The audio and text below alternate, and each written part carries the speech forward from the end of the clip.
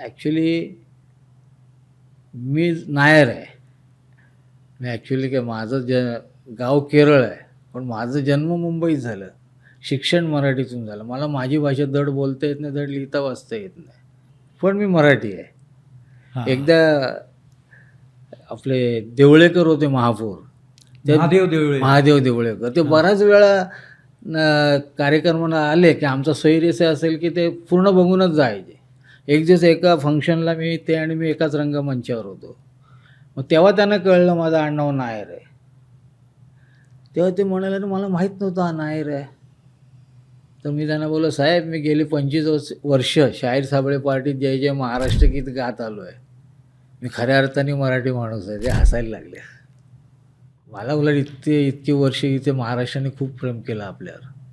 कुठे कोणी असं तुच्छ मानलं नाही की असा हा साऊथ इंडियन, असं कधी कोणी म्हटलं नाही. पण ते आपल्या क्षेत्राचा पण विशेष आहे ना. हो, आपल्या क्षेत्रातल्या लोकांनी कधीच मला असा दुरावा नाही केला. सगळे मोठे मोठे कलावंत. मी तर शायरांचं ते मुखवट आणि चेहरा जेव्हा दूरदर्शनला व्हायचं, मोठ्या मोठ्या लोकांचा तो प्रोग्राम असा 1 तासाचा आम्ही केलं, तेव्हा विनय चास्कर होते. तर मी एक मद्राशाची एंट्री घेतली.